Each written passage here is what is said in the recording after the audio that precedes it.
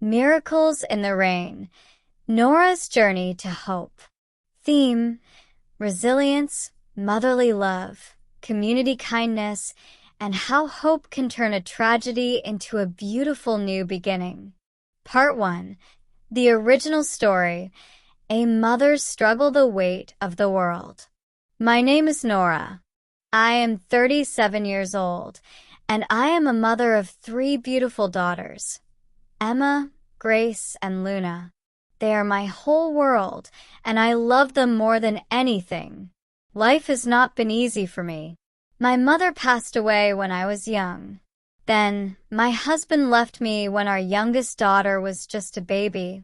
He walked away, never came back, never called, and never sent money. He completely forgot about us.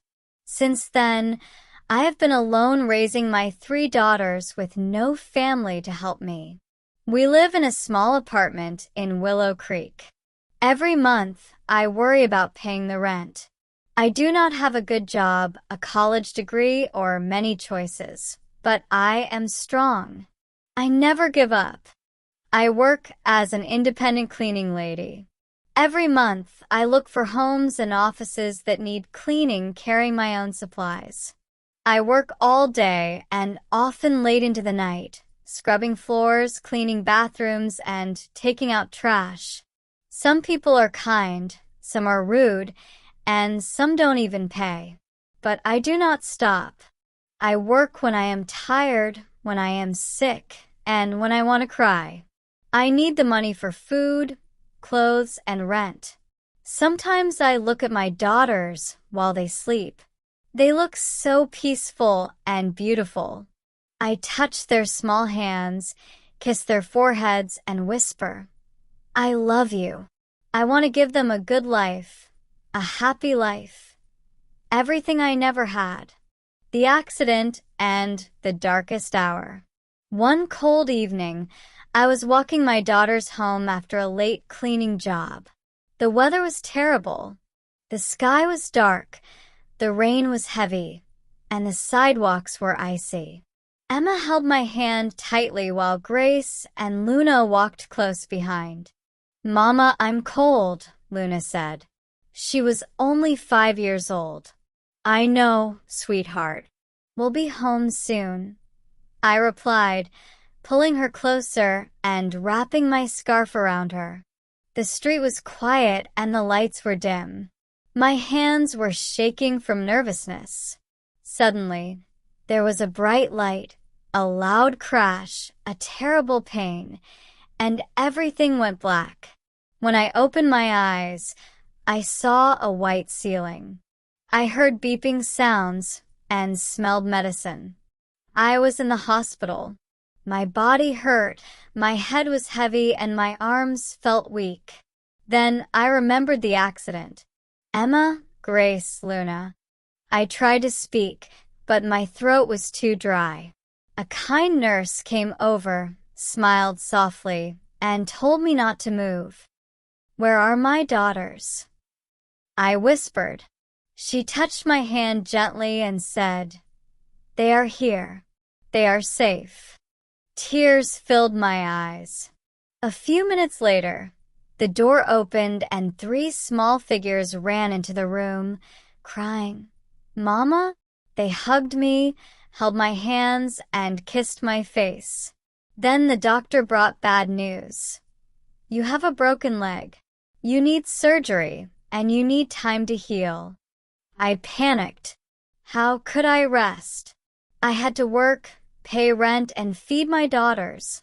To make things worse, the cleaning supplies I borrowed from a friend were destroyed, and during the fall, I had accidentally damaged the front of a luxury store.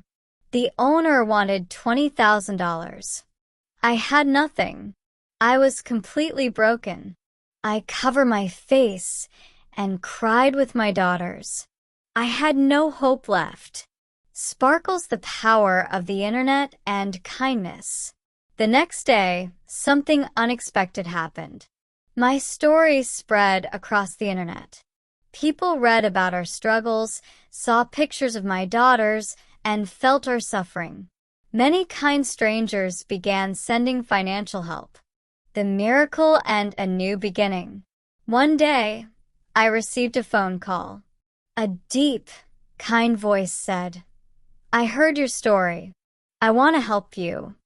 2 days later, a group of people came to the hospital bringing flowers and warm clothes for my daughters. A young man with kind eyes sat next to me. "You don't know me," he smiled, "but I know you. I want to help because I can." I started crying, completely speechless. A few days later, something unbelievable happened. The young man and his team paid all of my hospital bills. But that was not all. They drove us to a new place, a big, beautiful house. "This is for you," they said. "You don't have to pay rent anymore. This is your home." I fell to my knees and cried tears of pure disbelief. My daughters hugged me, asking, "Is this real?" Yes, it was real. We finally had a home. Later, the young man asked me, "What is your biggest dream?" I wiped my tears and said, "I want to open a bakery." He smiled and replied, "Then let's make it happen." And he did. A few months later, I opened my own bakery filled with fresh bread, warm pastries, and happy customers. I was no longer a struggling cleaner or a poor mother. I was a strong, happy businesswoman. I will never forget that young man. He changed my life and taught me that there are good people in this world who genuinely want to help. Miracles are real. I started with nothing, and now I have everything: a home, a business, and most importantly, a happy family. Part 2. Idioms and Advanced Expressions.